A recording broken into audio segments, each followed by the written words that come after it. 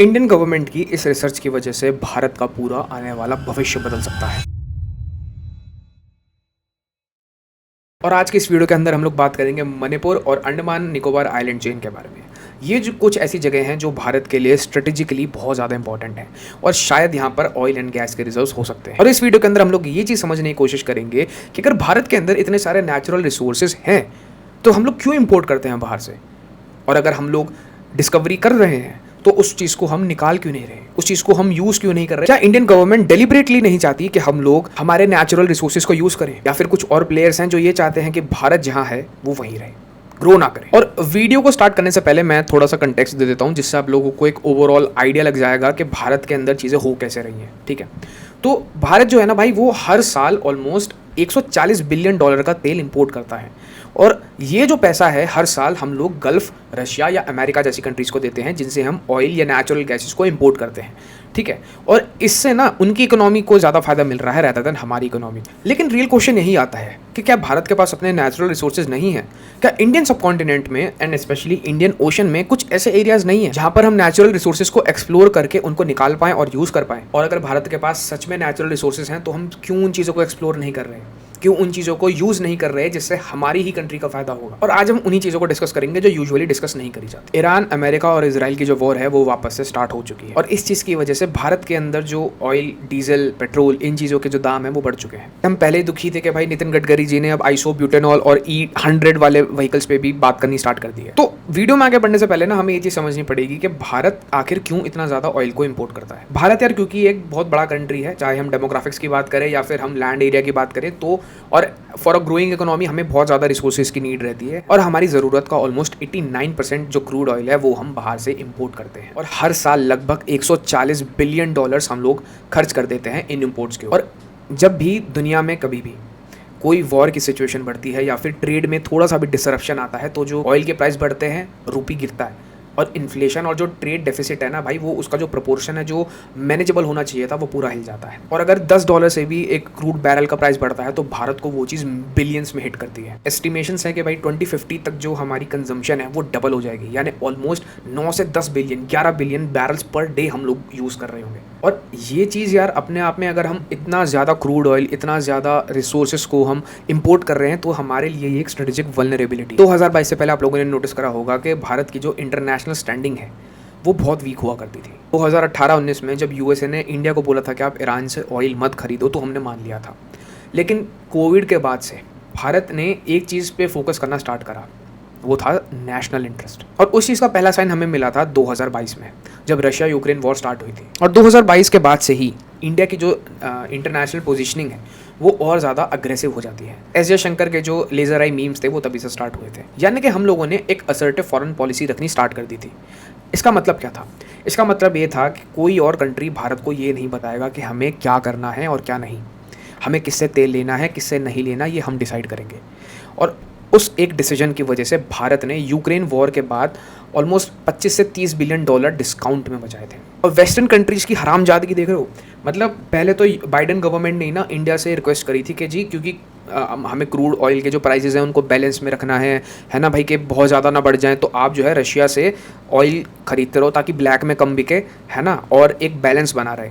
India यही करता है। ठीक है, एक तरफ तो इन्होंने हमसे बोला कि आप तेल खरीद लो, और दूसरी तरफ इन वेस्टर्न कंट्रीज की मीडिया देख रहे हो, इंडियंस के हाथ रशियन बच्चों के खून से रंगे हुए हैं, है ना, और ये लोग रशिया को फंड कर रहे हैं कि यूक्रेन में मौतें हो रही हैं इंडिया की वजह से हो रही हैं। तो ये अपना मतलब ये जो दो मुही नागिन होती है ना भाई, वही हैं ये लोग। और भाई हम लोगों को ना बिल्कुल भाई कद्दू फर्क नहीं पड़ा कि ये लोग क्या बोल रहे हैं क्या नहीं बोल रहे। इंडिया को ऑयल खरीदना था, क्यों भाई, हम ग्रोइंग इकोनॉमी है, हमें तेल की नीड थी, और भाई वॉर में अगर आपको तेल सस्ता मिल जाए इससे बढ़िया बात क्या होगी। हमने तेल खरीदा, डिस्काउंटेड प्राइस पे खरीदा, और भाई 25 से 30 बिलियन डॉलर बचा। एक ग्लोबल एनर्जी क्राइसिस हो सकता था, उससे भारत ने ना कि सिर्फ खुद को बचाया बल्कि दुनिया को भी बचाया, एक स्टेबिलिटी बनाई रखी। अब एक चीज़ और सुनो, अब जो भी डिस्काउंटेड क्रूड ऑयल हम लेके आ रहे थे, ठीक है, उसमें से जितना भी भारत ने कंज्यूम करा हमने हमारे स्ट्रेटेजिक रिजर्व्स को भरा, है ना, हमने उन्हें और अच्छा तैयार करा, उसके बाद भी ना कुछ तेल बच जाता है, और वो जो तेल था उसको हम एक्सपोर्ट करते थे, उस रिफाइंड क्रूड को। ठीक है, और इसमें भाई हमारी रिफाइनरीज़ ने, चाहे हम रिलायंस की बात करें या फिर जो और भी कुछ रिफाइनरीज़ हैं, उन्होंने भाई बहुत पैसा बनाया, और उस पैसे से जो रेवेन्यू था ना, उस पर जो भी टैक्स लगा वो भी इंडिया में ही यूज़ हुआ। यानी कुल मिलाकर भारत ने ऑलमोस्ट 30 टू 35 बिलियन डॉलर का इकोनॉमिक बेनिफिट देखा था रशिया यूक्रेन वॉर की वजह से। ये जो पैसा है ना भाई, ये आपकी वेलफेयर स्कीम्स में लगा, इंफ्रास्ट्रक्चर में लगा, इकोनॉमिक स्टेबिलिटी में यूज़ हुआ, ठीक है। अब बहुत सारे लोग भाई ये बोलेंगे कि पेट्रोल के दाम तो कम नहीं हुए, पेट्रोल के दाम तो कम नहीं हुए। भाई पेट्रोल के जो प्राइस होते हैं ना, वो उस पर जो भी टैक्स लगता है, पहले तो सेंट्रल गवर्नमेंट का टैक्स लगता है, ठीक है। सेंट्रल गवर्नमेंट का टैक्स लगने के अलावा आपकी जो स्टेट गवर्नमेंट्स हैं, चाहे वो उसमें बीजेपी हो, टीएमसी हो, डीएमके हो, ठीक है, या कांग्रेस हो, सारी पार्टीज़, सारी गवर्नमेंट्स अपने स्टेट से भी टैक्स लेती हैं, ठीक है, उससे फ़र्क नहीं पड़ता। और आप लोग ये चीज़ समझो ना भाई कि कम नहीं हुए तो भाई बड़े भी तो नहीं थे। रिसेंटली ही तो हम एक बहुत ज़्यादा एकदम से सर्च देख रहे हैं प्राइस के। ये जो मैं बात कर रहा हूँ, ये मैं 2022 मतलब पिछले 4 साल की मैं ऑलमोस्ट बात कर रहा हूँ, और लास्ट कुछ 4-6 महीने से आप कह सकते हो कि हमें अब वापस से प्राइस इंक्रीज़ देखने को मिल रहा है भाई। और ये चीज़ ना आप लोग ना खुद सोचा करो, अगर वॉर चल रही है ना दुनिया भर में, तो उसका इम्पैक्ट आएगा भाई भारत पे, क्योंकि हम कोई आइसोलेटेड आइलैंड वाली कंट्री नहीं है। हम ट्रेड करते हैं भाई बहुत सारे देशों के साथ, और हमारी जो इकोनॉमी है वो अब भी बहुत ज़्यादा डिपेंडेंट है इंपोर्ट्स के ऊपर। तो चीज़ें महंगी होंगी भाई, ऑयल प्राइस बढ़ेंगे, और लोग समझ भी रहे हैं भाई। पता कितना गंदा प्रोपागेंडा चलाया था इन्होंने, ऑपोजिशन वालों ने भाई, कुत्तों ने भाई। वो तो मैं तो इतना खुश हुआ भाई, जो भी ये मीडिया वाले भाई जा रहे थे ना पेट्रोल पंप्स, भाई लोग कितने सेंसिबल आंसर दे रहे थे, कितना मतलब देख के खुशी हुई थी कि भाई अब उस चीज़ पे हम बाद में बात करेंगे, अभी टॉपिक पे रहते हैं। ऑलमोस्ट आज से 1 महीना पहले मैंने मणिपुर के ऊपर, ये जो वीडियो आप देख रहे हो उसका लिंक आपको डिस्क्रिप्शन में मिल जाएगा, मैंने 1 महीना पहले वीडियो बनाई थी मणिपुर के ऊपर, जहाँ पर मैंने ये कवर करा था कि एथनिक ग्रीवियंसेस के अलावा ऐसी कौन सी चीज़ें हैं जिनकी वजह से मणिपुर के अंदर आज हम इतना ज़्यादा केओस देख पा रहे हैं। उनमें आपकी ड्रग्स, नार्को टेररिज्म, दूसरी कंट्रीज़ का इन्फ्लुएंस, भारत का पोरस बॉर्डर, ये सारे कुछ ऐसी चीज़ें थी जो मैंने कवर करी थी। And recently I came across that Manipur also have natural gas. Assam और अरक्कन बेसिन है। असम हमारा जो स्टेट है, ये पहले बहुत बड़ा रीजन हुआ करता था, और अरक्कन आपका जो एक रीजन है जो आपका म्यांमार के अंदर है। तो ये कंप्लीट जो एरिया है इसको असम अरक्कन बेसिन कहा जाता है, ठीक है। ये बहुत ज़्यादा हाइड्रोकार्बन रिच जोन है। यहाँ पर आपके नेचुरल रिसोर्सेज की जो अबंडेंस है वो हो सकती है। 2010 में यहाँ पे एक्सप्लोरेशन ब्लॉक्स को प्राइवेट ऑपरेटर्स को दिया जाता है कि आप जाओ यहाँ पे ड्रिल करो और देखो कि कुछ आपको नेचुरल रिसोर्सेज,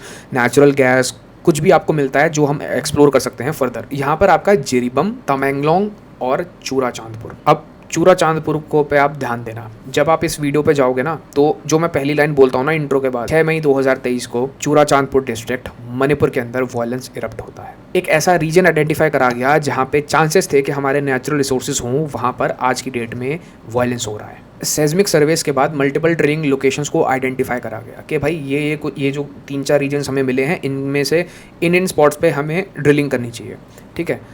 होता क्या है, लोकल ओपोजिशन आ जाती है और ऑपरेशनल चैलेंजेस सामने आ जाते हैं उस चीज़ की वजह से। वहाँ के ट्राइबल लोग आ गए कि भाई हमारे पेड़ मत काटो, वैलिड पॉइंट, बिल्कुल सही बात है। और ये चीज़ यार छुपी नहीं है कि जितना भी आपका लोकल रेजिस्टेंस होता है उसका एक मेजॉरिटी चंक ना भाई मोटिवेटेड होता है। अब वो पॉलिटिकली हो सकते हैं मोटिवेटेड, फाइनेंशियली मोटिवेटेड हो सकते हैं, या फिर कोई और कंट्री का वहाँ पर इन्फ्लुएंस हो सकता है। और 2014 तक जो मतलब 2010 से लेकर 14 तक, इन 4 सालों के अंदर जो पोटेंशियल हो सकता था कि यहाँ पे हमें नेचुरल रिसोर्सेज या फिर जो हाइड्रोकार्बन पॉकेट्स मिले थे वहाँ पे एक्सप्लोरेशन हो सकता था, वो नहीं हुआ। 2014 तक ये प्रोजेक्ट्स को अबैंडन कर दिया गया। और सवाल यार अब भी वही है कि कहानी क्या यहाँ पर ख़त्म हो गई थी? अब दूसरी लोकेशन 2025 के अंदर ऑयल इंडिया ये चीज़ कन्फर्म करता है कि भारत के अंदर पहली अकरेंस हुई है नेचुरल गैस की अंडमान बेसिन में, श्री विजयपुरम 2 में। और फिर जून 2026 में, यानी अभी इसी महीने, एक second successful gas bearing well जो जिसका नाम दिया गया श्री विजयपुरम 3, उसको फर्दर स्ट्रेंथन करता है एविडेंस को कि यहाँ पर हाइड्रोकार्बन्स की प्रेजेंस है इस रीजन के अंदर, ठीक है। यानी 3 में से 2 जगहों पर सक्सेसफुल एविडेंस मिले हैं कि भारत के पास नेचुरल गैस रिसोर्सेज हैं अंडमान आइलैंड्स के अंदर। और इंडियन गवर्नमेंट इस चीज़ को बिलीव करती है कि ये एक स्टार्टिंग हो सकती है एक मेजर ऑफशोर एनर्जी प्रोविंस की, मतलब कि भारत का जो ऑयल ड्रीम है वो यहाँ से स्टार्ट होता है। और इस चीज़ की वजह से जो हमारी डिपेंडेंसी है ना इंपोर्ट्स के ऊपर, चाहे हम क्रूड ऑयल की बात करें, नेचुरल गैस की, वो सिग्निफिकेंटली रिड्यूस हो जाएगी आने वाले कुछ सालों में, अगर हम लॉन्ग टर्म की बात करते हैं। अंडमान एंड निकोबार आर्कीपिलागो यानी आइलैंड चेन, यानी टापुओं की एक माला है, टापुओं का जो समूह है, वहाँ पर इतना कुछ हो रहा है कि भाई हमारे मैग्निफिसेंट प्राइम मिनिस्टर श्री चाचा नेहरू के जो ग्रेट ग्रैंडसन है राहुल गांधी जी, वो खुद जाते हैं भाई, और वहाँ जाकर बहुत बढ़िया बातें करते हैं कि मत करो यहाँ पे, कुछ मत करो, ठीक है। यहाँ पे इकोलॉजी ख़राब हो जाएगी, है ना, यहाँ पे इतनी सारी लाइफ फॉर्म्स हैं, ये हो जाएगा वो हो जाएगा, मतलब समझ रहे हो? बहुत बहुत। और ये पता कब करते हैं? ये इलेक्शंस जब हो रहे थे ना अभी पिछली 4 स्टेट्स के अंदर, उसके बीच में जाके करते हैं ये, ठीक है? पहले हम लोग ये समझ लेते हैं कि ये लोकेशन है क्या। ये देखो, मैं इसको थोड़ा जूम करूँ, अब आप ये देखो, ये है आपका अंडमान निकोबार आर्किपिलागो और ये है आपका ग्रेट निकोबार आइलैंड, जो सबसे बड़ा आइलैंड है इस पूरी आइलैंड चेन के अंदर, ठीक है? यहाँ इस रीजन के अंदर हमारे जो 3 वेल्स थे उनको ड्रिल करा गया था, श्रीराजापुरम 1, 2 और 3, ठीक है? उनमें से 2 में हमें नेचुरल गैस के एविडेंस मिले हैं, यहाँ पर अब ड्रिलिंग होगी। ग्रेट निकोबार प्रोजेक्ट क्यों इंपॉर्टेंट है? इसकी आप लोकेशन देखो, ये पूरा भारत का पार्ट है, ये है आपका स्ट्रेट ऑफ मलक्का, ठीक है? और यहाँ से ना चाइना का ट्रेड होता है भाई, चाइना के जितने भी एनर्जी इंपोर्ट्स हैं वो यहाँ से आते हैं, और चाइना का जितना भी ट्रेड जो एक्सपोर्ट करता है चाइना वो भी यहाँ से आता है।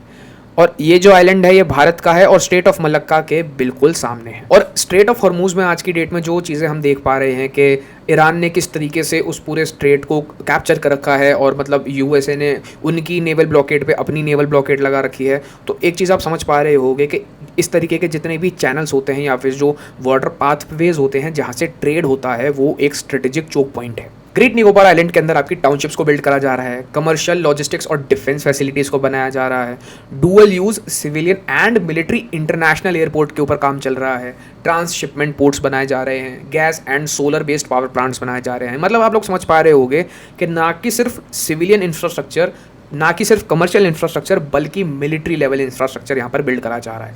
क्यों? क्योंकि ये जो आइलैंड है ना भाई, ये स्ट्रेटेजिकली भारत के लिए बहुत इंपॉर्टेंट है। ग्रेट निकोबार प्रोजेक्ट इसीलिए भारत के लिए बहुत ज़्यादा ज़रूरी है क्योंकि इसकी जो स्ट्रेटेजिक लोकेशन है वो बहुत क्रूशियल है। मलक्का स्ट्रेट जो है, या जैसे मैंने डिस्कस करा कि मलक्का स्ट्रेट चाइना की एनर्जी लाइफलाइन है और अंडमान निकोबार आइलैंड उस लाइफलाइन के गेट पर बैठा है।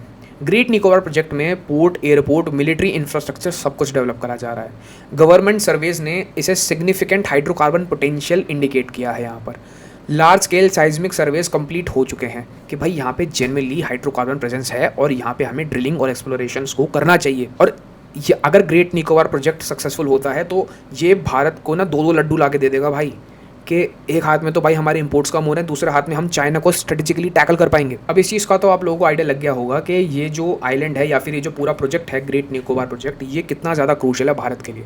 तो भाई राहुल गांधी क्यों गए यहाँ पर? वो इसको सपोर्ट करने तो गई नहीं। वो क्या चीज़ बोलते हैं कि इसे बंद करो, ये सही नहीं है भाई, इकोलॉजी है, पेड़ है यहाँ पे इतने सारे, वैरायटी है, ये खत्म हो जाएगा। हम मना नहीं कर रहे, वैलिड पॉइंट है, बट भाई पैटर्न्स डिस्कस करते हैं। तो अब हम ना थोड़े से इंपॉर्टेंट चीज़ों के ऊपर बात करते हैं। कई एक्सप्लोरेशन जोन्स और कन्फ्लिक्ट प्रोन एरियाज ओवरलैप करते हैं। मतलब चूरा चांदपुर डिस्ट्रिक्ट दोनों नैरेटिव्स में बार बार सामने आता है। चूरा चांदपुर डिस्ट्रिक्ट्स में हमारे सर्वे होने थे नेचुरल गैस के। चूरा चांदपुर डिस्ट्रिक्ट में वॉयलेंस एरप्ट होता है। मणिपुर के अंदर रिसोर्स रिच रीजन्स के अंदर इंस्टेबिलिटी का पैटर्न दुनिया में कॉमन है। बहुत सारे देशों में हमें ये चीज़ देखने को मिलती है और मणिपुर के अंदर भी हमें ये सारी चीज़ें देखने को मिलती है, जहाँ पर हमें इंसर्जेंसी, नार्को नेटवर्क्स और क्रॉस बॉर्डर आर्म्स स्मगलिंग, ये सारी चीज़ें हमें देखने को मिलती हैं। या ये वो सारी चीज़ें हैं जो इन जनरल डिस्कस कर लेते हैं। 90% लोगों को ये लगता है कि मणिपुर के अंदर अब भी एक एथनिक कन्फ्लिक्ट के पीछे लड़ाई हो रही है, और कुछ लोगों को ऐसा लगता है, जो मैंने पहली वीडियो में भी डिस्कस करा था, कि यहाँ पे इंसर्जेंसी और ड्रग राउट्स हैं और ड्रग कल्चर है, इस वजह से आपके जो वॉयलेंस हैं और जो केओस जो हम स्टेट के अंदर देख रहे हैं वो हो रहा है। लेकिन भाई ये भी तो एक रीज़न हो सकता है कि इस रीजन के अंदर इतना केओस क्रिएट कर दो, इस रीजन के अंदर इतनी प्रॉब्लम्स क्रिएट कर दो कि कोई भी कंपनी यहाँ पर पैसा लगाए ही नहीं। क्योंकि भाई ड्रिलिंग में, रिसर्च एंड डेवलपमेंट में, है ना, एक्सप्लोरेशन में बहुत ज़्यादा ना पैसा लगता है। और आप खुद सोचो कि अगर कोई कंपनी, कोई गवर्नमेंट यहाँ पे पैसा लगा रही है और कल को कुछ लोग आके भीड़ में सब कुछ जला देते हैं, तो कौन इस काम को करना चाहेगा? ठीक है। और कन्फ्लिक्ट का सबसे बड़ा जो नुकसान है वो इन्वेस्टमेंट और एक्सप्लोरेशन को होता है।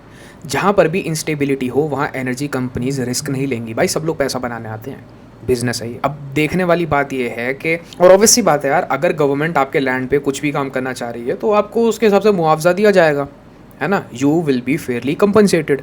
ठीक है। उस लैंड को गवर्नमेंट पहले एक्वायर करती है, उसके बाद वहाँ पे कुछ वैसी मेजर एक्टिविटी होती है। पर अगर आप उस चीज़ को शुरू होने ही ना दो तो यार आपके कान खड़े हो जाने चाहिए अपने आप के, भाई ऐसा भी क्या है कि तुम करने नहीं दे रहे। क्योंकि कभी कभी डेवलपमेंट को रोकने के लिए लंबी कन्फ्लिक्ट लाइन ही काफ़ी होती है। मणिपुर के अंदर अभी भी कोई बंदा जाके ये नहीं बोलेगा कि यहाँ पे नेचुरल गैस है या तेल है या और बाकी नेचुरल रिसोर्स है, हमें उन्हें निकालने दो। कोई नहीं बोलेगा जाके। बहुत ज़्यादा मतलब जो वर्स्ट कंडीशन हमने पहले कुछ सालों में देखी थी, जहाँ पर कुछ वीडियोज़ भी सामने आई थी जो बहुत डिस्टर्बिंग थी। हालांकि वायलेंस को दोबारा से रिक्रिएट करने की कोशिश करी जा रही है उधर, पर अभी हमारी जो सिक्योरिटी फोर्सेज हैं उन्होंने काफ़ी अच्छे तरीके से सिचुएशन को कंट्रोल में रख रखा है। पर एक चीज़ आप देखो ना, बार बार क्यों कॉन्फ्लिक्ट को क्रिएट करा जाता है इस रीजन के अंदर। और ये चीज़ सिर्फ ऐसा नहीं है कि सिर्फ मणिपुर के अंदर है, ये एक लिस्ट है जहाँ पर आप एक पैटर्न को नोटिस करोगे कि जहाँ भी भारत के अंदर नेचुरल रिसोर्सेज की अकरेंस हुई है और वहाँ पे एक्सप्लोरेशंस को या फिर माइनिंग प्रोजेक्ट्स जहाँ पर स्टार्ट हुए थे उन साइट्स के ऊपर, उनको किसी न किसी एनजीओ ने आके रुकवा दिया था या डिले करवा दिया था। आप लिस्ट देख सकते हो। कुंदनकुलम तमिलनाडु, न्यूक्लियर एनर्जी, यहाँ पर फॉरेन फंडेड एनजीओज ने डिले करवा दिए थे कई सालों तक। नियमगिरी उड़ीसा, बॉक्साइट, वेदांता यहाँ पे माइनिंग करने वाला था, एम्नेस्टी इंटरनेशनल और सर्वाइवल इंटरनेशनल यहाँ पर आ गए थे और माइनिंग को रोक दिया। ग्रेट निकोबार स्ट्रेटेजिक लोकेशन है भारत के लिए, यहाँ पे ऑयल भी है, foreign funded NGOs plus politicians, और ये चीज़ अभी मतलब स्क्रूटनाइज करी जा रही है ज़रूरत से ज़्यादा। Manipur, oil gas, local insurgency NGO pressure, relinquished, कोई बात ही नहीं करा इसके बारे में। Jharkhand, Chhattisgarh, Aravalli, Rajasthan, north east hydro power projects. और ये चीज़ आप लोगों के सामने है कि भारत कितना ज़्यादा रिसोर्स रिच है। हम लोग माइनिंग कर सकते हैं, एक्सप्लोरेशन कर सकते हैं, हमारी जितनी भी नीड्स हैं नेचुरल रिसोर्सेज की उसको खुद से पूरा कर सकते हैं। लेकिन कोई तो चाह रहा है ना कि भाई भारत ये चीज़ ना करे, कोई तो अपनी दुकान चलाना चाह रहा है ना, कोई तो ये चाह रहा है ना कि भारत हमसे इंपोर्ट करता रहे। क्योंकि अगर भारत कल को सेल्फ सफिशिएंट हो जाता है, और ना कि सिर्फ सेल्फ सफिशिएंट बल्कि सरप्लस में अगर हम इन चीज़ों को निकालते हैं और उनको एक्सपोर्ट करते हैं, तो बाकी कंट्रीज़ के जो मुनाफे हैं भाई उन पे तो असर आएगा। कोइंसिडेंस कह सकते हो, ठीक है ना, कोइंसिडेंस। पर यार मैं पहले भी अपनी एक वीडियो में कह चुका हूँ कि कोइंसिडेंस एक बार होता है, 2 बार होता है, भाई सालों से हर बार कोइंसिडेंस ही हुए जा रहा है। कोई भी चीज़, कोई भी इवेंट, कोई भी इशू, कोई भी वॉर क्यों हो रही है ना, इसको आप सिर्फ 3 चीज़ों से समझ सकते हो। और मेरे जो सोचने का तरीका है वो भी यही है, क्वी बोनो, हु बेनिफिट्स, के ये जो वॉर हो रही है, ये जो कन्फ्लिक्ट हो रहा है, ये जो मणिपुरा जल रहा है, उससे फायदा किसको हो रहा है। दूसरा, उस जगह की ज्योग्राफी, जिस भी स्टेट, जिस भी कंट्री, जिस भी साइट की हम बात कर रहे हैं, उसकी ज्योग्राफी क्या है, उसके आसपास क्या चीज़ें आती हैं, वो चीज़ देखिए। और तीसरी चीज़ होती है उस जगह का इतिहास यानी हिस्ट्री, कि यहाँ पर जो हम पैटर्न हम देख पा रहे हैं। क्योंकि यार देखो, हिस्ट्री अगर आप देखोगे, समझोगे ना, तो आपको पैटर्न्स दिखने लगते हैं। आपको ये चीज़ दिखने लगती है कि पहले तो ये चीज़ यहाँ नहीं हुआ करती थी, ये एकदम से क्यों इरप्ट हो रही है, ठीक है। और सीधी सी बात है, अगर कोई चीज़ ऑल ऑफ अ सडन एकदम से करी जा रही है ना लार्जर स्केल के ऊपर, तो उसको डेलिबरेटली कराया जा रहा है। और फॉरेन फंडिंग और एनजीओज के बारे में मैंने ऑलरेडी एक वीडियो बना दी है, आप लोग मेन चैनल पे देख सकते हो, उसका भी लिंक आपको डिस्क्रिप्शन में मिल जाएगा। क्वी बोनो, इस चीज़ से फायदा किसको होता है? अगर भारत हमेशा वीक रहता है तो इससे सबसे ज़्यादा फायदा किसको होगा? चाइना को एक स्ट्रॉन्ग इंडियन ओशन राइवल पसंद नहीं है, ठीक है। ऑयल एक्सपोर्टर्स जो हैं वो अपना सबसे बड़ा कस्टमर खोना नहीं चाहते, ठीक है। ग्लोबल एनर्जी जायंट्स जो नए कंपिटिटर्स को क्लोजली देखते हैं, ठीक है ना। अब आज की डेट में अगर कल को भारत अपना क्रूड ऑयल ढूंढ लेता है ना, तो उससे ना तो गल्फ कंट्रीज खुश होंगी, ना अमेरिका खुश होगा और ना रशिया खुश होगा। ये चीज़ भी ध्यान में रखो भाई, अगर कल को भारत में क्रूड ऑयल डिस्कवर हो जाता है ना बहुत ज़्यादा लेवल पे, तो रशिया भी खुश नहीं होगा उस चीज़ से, ठीक है। क्यों? एक तो हमारा कस्टमर चला गया, दूसरा भाई एक और नया कंपटीटर आ गया बेचने के लिए, ठीक है। जियो पॉलिटिक्स में ना, क्योंकि परमानेंट दोस्ती नहीं होती भाई, सिर्फ सेल्फ इंटरेस्ट होते हैं। हर कंट्री का अपना इंटरेस्ट होता है और उसको ही फॉलो करना चाहिए, ठीक है ना। और भारत को अगर एक जेन्युइन, भाई देखो सुपर पावर तो बहुत दूर की बात है, अगर भारत को एक जेन्युइन रीजनल पावर भी बनना है ना, कि हमारे पड़ोस के जितने भी देश हैं उन पे भी हमारा इन्फ्लुएंस है और बहुत ज़बरदस्त लेवल का, कि वहाँ की गवर्नमेंट हमसे पूछ के काम कर रही है, अगर उस लेवल पे भी जाना है ना, तो भाई सेल्फ रिलायंस बहुत ज़रूरी है। और नेचुरल रिसोर्सेज पे और इन पे तो बहुत ही ज़्यादा ज़रूरी है, ठीक है। अगर हम जियो पॉलिटिक्स की बात करें, नेशनल पॉलिटिक्स की बात करें, कोई भी ऐसी बात करें जिसका impact day to day life में हम लोगों पे पड़ेगा, तो वो जो मैंने चीज़ बताई थी 3 पॉइंट्स, क्वी बोनो, हिस्ट्री एंड ज्योग्राफी, उसको आप ध्यान रखना, उसको आप यूज़ करना और अपने आइडियाज़ बनाओ, चीज़ों को समझने में और जानने में दिक्कत ना हो। जियोगप्पा जो प्लेटफॉर्म है ना भाई, ये जो प्लेटफॉर्म है, इसका मेन एम यही है कि हम भाई क्रिटिकल थिंकिंग को ज़्यादा से ज़्यादा प्रमोट करें, ठीक है। क्योंकि ना भारत की जनता ना भाई गलेबल है, इमोशनल है, बट वो ना भाई नहीं है, वो बोल दिया और मान लिया। हमारा ऐसा सीन नहीं है भाई, ठीक है। हम सुनेंगे, समझेंगे, खुद से जानेंगे, खुद से काम करेंगे और फिर हम देखेंगे हमें क्या करना है। That is it for the video guys, and आप लोग कमेंट सेक्शन में बता देना कि कैसी लगी और मैं क्या और इम्प्रूव कर सकता हूँ।